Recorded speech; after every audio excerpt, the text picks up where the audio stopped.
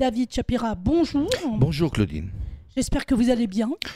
Oui, enfin, on se porte plus ou moins tous bien parce qu'il y a toujours ces otages, ces 59 otages Bien sûr. retenus, dont Oui. 24 d'entre eux sont vivants et dont on a eu des signes de vie par des vidéos que le Hamas ne cesse d'ailleurs d'envoyer. Et pour cause.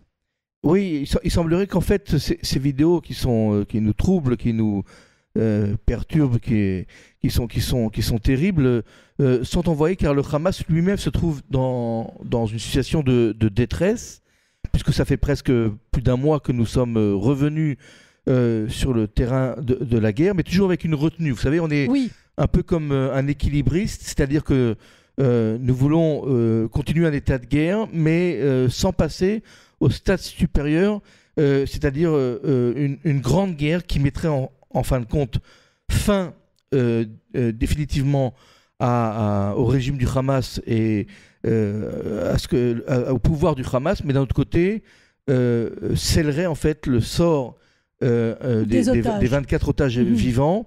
Et donc on est toujours dans cette expectative. Est-ce que la pression militaire qu'exerce Tsahal sous les ordres du gouvernement va encore une fois amener à une réédition du Hamas? Non, ce qu'on veut essayer, c'est d'essayer de sauver encore quelques otages vivants. Israël demande que le Hamas libère une dizaine d'otages vivants et à peu près le même nombre ou un peu plus de corps d'otages qui ont été tués soit pendant leur captivité, soit lors du 7 octobre. Et le Hamas ne veut plus parce qu'il sait qu'il est en train de perdre sa seule carte maîtresse qui lui assure une certaine sécurité. Voilà, continuité, survie. Sécurité, survie. Israël demande à ce que le Hamas se désarme aussi complètement. Oui, complètement, oui. En même temps, le Hamas demande à ce qu'on... Mais de toute façon, le Hamas refuse parce qu'il sait très bien que voilà, il arrive à un point où il ne peut plus libérer les otages. D'autant que certains, il ne semble qu'ils ne sachent même pas où se trouvent certains otages.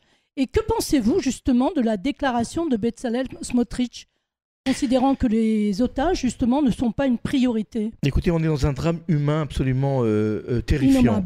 Absolument terrifiant. D'un côté, les otages parlent... s'il y a un prochain accord d'une sélection avec toute la connotation que cela nous rappelle justement au jour de la Shoah qui est là, qui s'approche.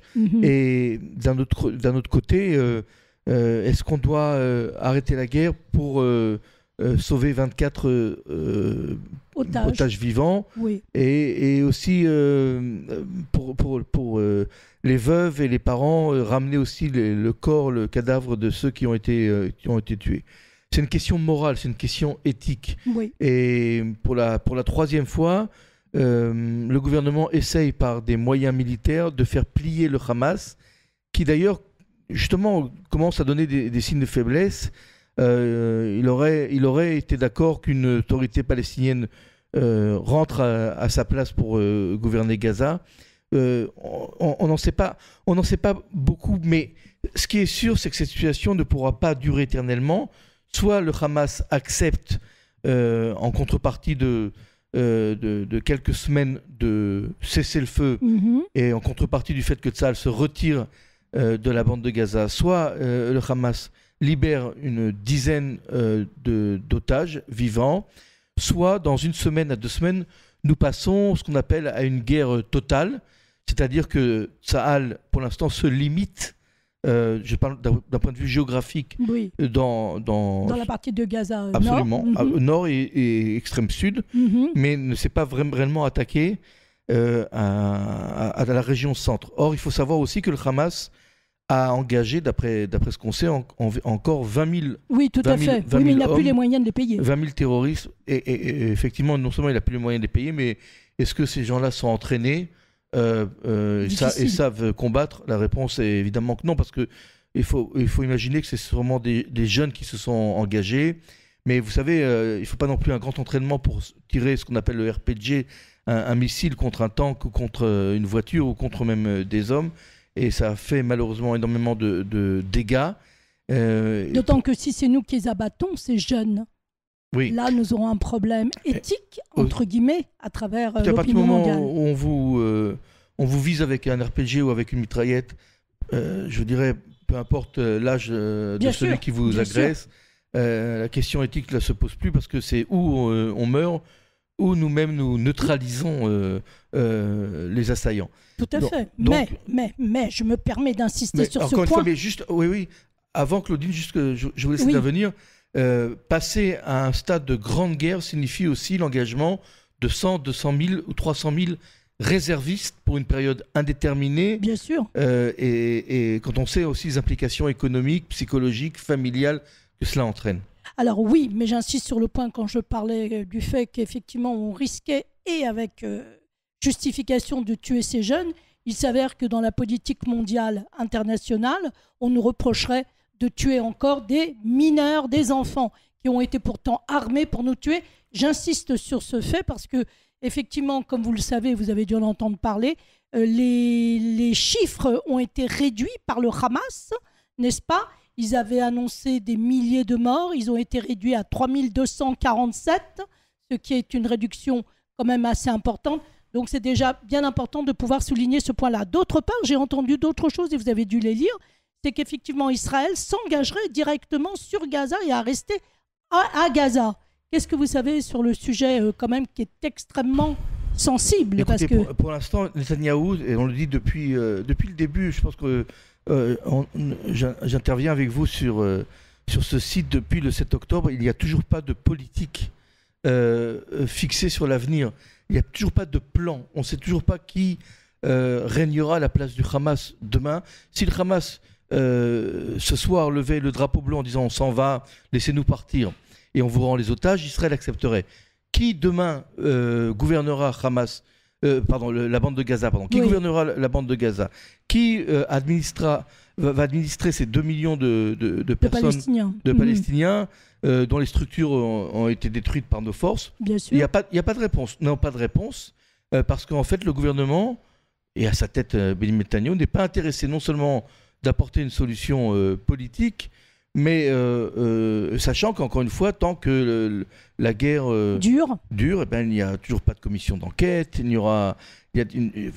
son procès avance quand même. Le procès n'a rien à voir avec la commission d'enquête. Oui. Vous parlez du 7 octobre. Absolument, de ce qui s'est passé sur le 7 octobre. D'accord. Son procès avance, mais son procès se terminera dans 5-6 ans au mieux. Non, ce que je veux dire par là, c'est que toujours pas de solution politique. On essaye toujours, par la pression militaire, sachant que pour l'instant, les otages qui ont été libérés l'ont été grâce à des accords par les intermédiaires, le Qatar et l'Égypte. Mais aussi Trump, n'oublions pas Trump. Mais toujours en contrepartie d'un cessez-le-feu. Bien sûr. Toujours en contrepartie du fait que nous sommes retirés de la bande de Gaza. Bref, aucune encore solution n'apparaît. Et nous sommes, vous et moi, un petit peu dans un flou artistique en ce qui concerne l'objectif, en fait. L'objectif qui n'a pas été atteint. Vous vous rappelez, depuis le 7 octobre, nous parlons de deux objectifs. La libération des otages, qui est partielle, mais elle n'a pas encore lieu. Il y a encore 59 otages. Et nous entendons chaque jour à la radio, à la télévision, les témoignages des proches de ces 59 otages qui réclament le retour de leurs proches, morts ou vifs, morts ou vivants, et le démantèlement du Hamas. Mais ça aussi, ça n'a pas encore lieu, parce que le Hamas est encore toujours maître de la bande de Gaza, et les deux objectifs principaux n'ont pas été atteints. Alors, je suis entièrement d'accord avec vous. Cependant, il transparaît, on va dire qu'il transpire dans les médias, comme quoi qu'effectivement, contrairement à ce que l'on pense, contrairement à ce qu'on veut bien nous faire croire, il y a quand même un plan pour Gaza, c'est-à-dire reprendre Gaza. Alors on ne le dit pas clairement, on ne le dit pas avec ces mots-là, mais on le fait comprendre en disant voilà. Vous voulez parler d'un gouverneur militaire israélien qui commencerait... Écoutez, je ne sais pas si les Israéliens sont intéressés à administrer 2 millions de Palestiniens en plus, parce que il me semble que nous avons déjà assez à faire avec notre propre population. Nous administrons aussi un certain nombre de territoires qui ne sont pas inclus dans l'État d'Israël. Je parle de la Judée-Samarie. Enfin bon, ils sont pas inclus, d'accord, mais bon.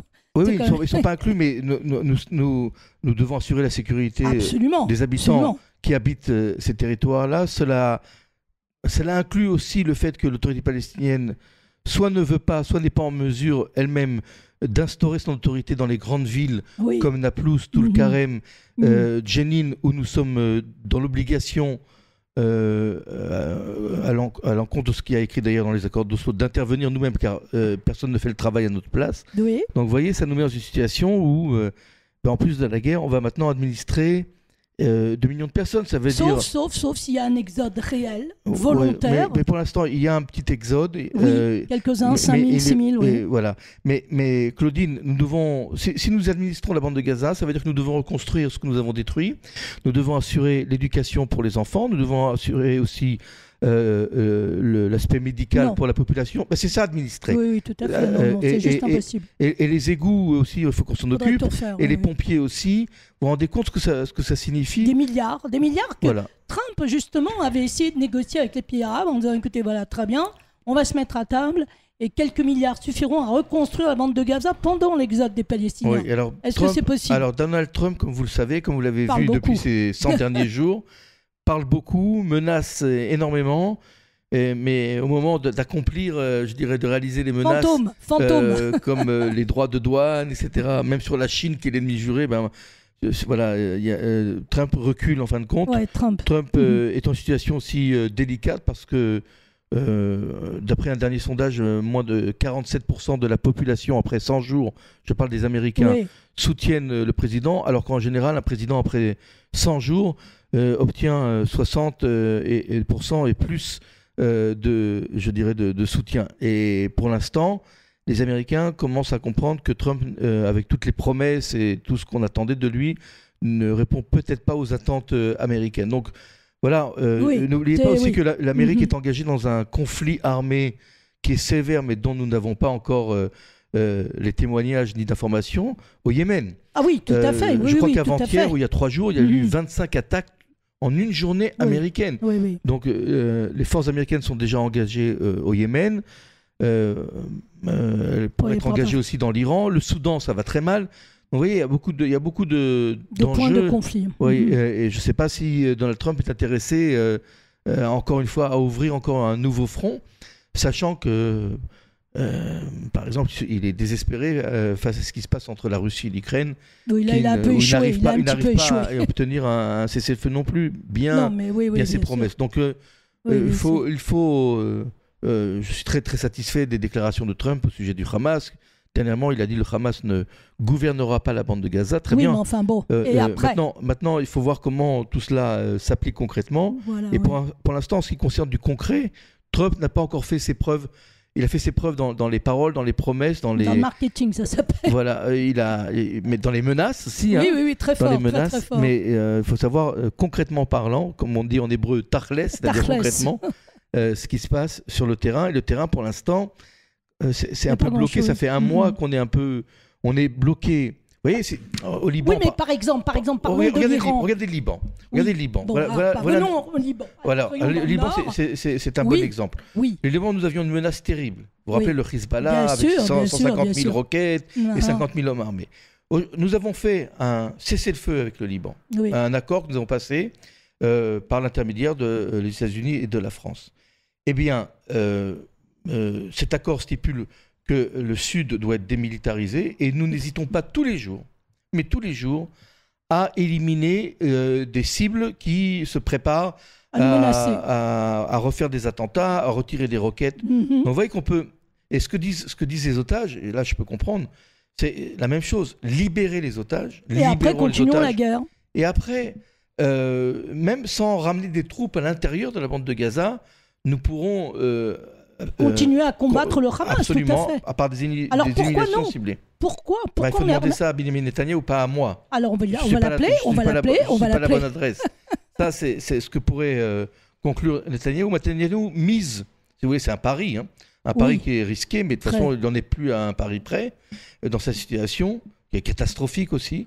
Il mise sur la pression armée pour que le Hamas lâche encore un peu du zeste. Mais encore une fois, On sait pertinemment, les Hamas sont des barbares, mais pas idiots, et pas imbéciles. Donc on sait très bien qu'ils garderont toujours des otages vivants, qui constitueront leur dernière carte, si vous voulez, de survie, et qu'ils ne relâcheront jamais. Donc là, ce qu'essaye de faire Netanyahou, c'est encore une fois un accord intérimaire, entre une les transaction intérimaire, pour encore lâcher une dizaine d'otages, laisser passer 5 à 7 semaines. C'est ça.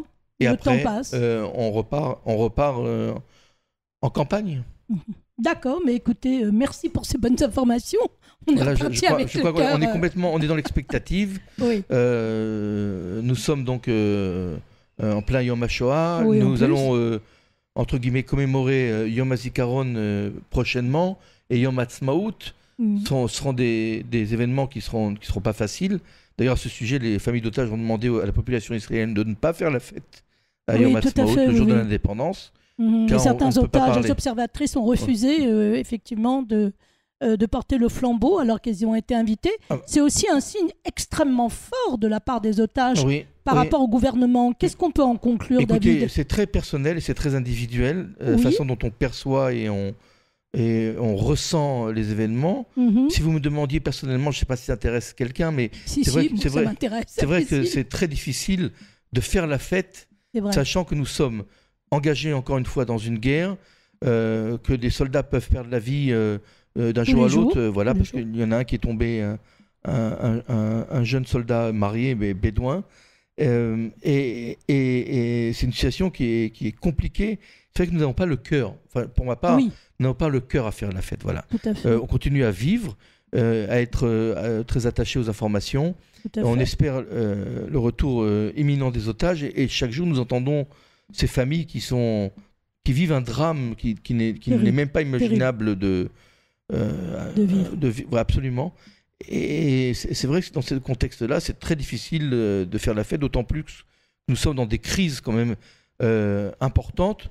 La déclaration par serment du chef du Shin Bet, Ronen Bar, qui a annoncé qu'il démissionne et qui a clairement accusé Benjamin Netanyahou d'avoir voulu se servir de cette organisation, le service de sécurité, pour fouiller dans la vie des organisateurs des manifestations contre le gouvernement, pour essayer d'échapper à son témoignage au tribunal. Et tout cela, c'est une façon de tuer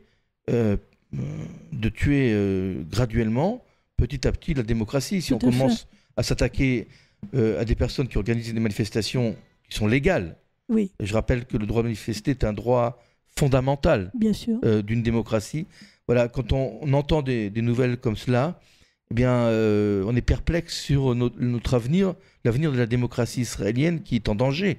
La démocratie israélienne est attaquée si les dires qui ont été faits par serment de Ronen Bar sont exacts. Benjamin Netanyahou prétend qu'il ment.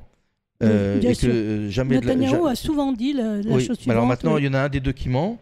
Et les juges, maintenant, se trouvent dans une situation compliquée, complexe. Ils vont devoir déterminer qui est-ce qui ment vraiment. Et encore, auront-ils le droit de le dire ? Oui, c'est le rôle des juges. Les juges sont encore indépendants, peut-être pas pour longtemps. Pour l'instant. Donc tout ça, c'est très très grave. Est-ce qu'on a envie de faire la fête dans cette ambiance, dans cette atmosphère ? Non, je pense pas. Mais je pense que ce serait bien, dans une prochaine émission, de parler de cette démocratie qui, à mon sens, est en danger à cause ou pour ou grâce à cette coalition, et qu'il serait bien d'en parler pour détailler un petit peu plus pour nos auditeurs, pour qu'ils comprennent un petit peu ce que c'est une démocratie, qu'est-ce que c'est de vivre en Israël réellement, est-ce qu'on peut vraiment vivre dans une démocratie ? Tout cela, si vous voulez bien, David, on en parlera une prochaine fois avec plaisir. Très bien, mais je souhaite malgré tout pour les fêtes de la journée d'indépendance, je dirais un jour joyeux pour nos citoyens de l'État d'Israël. Merci beaucoup, David. À très vite. Au revoir. Shalom. Shalom.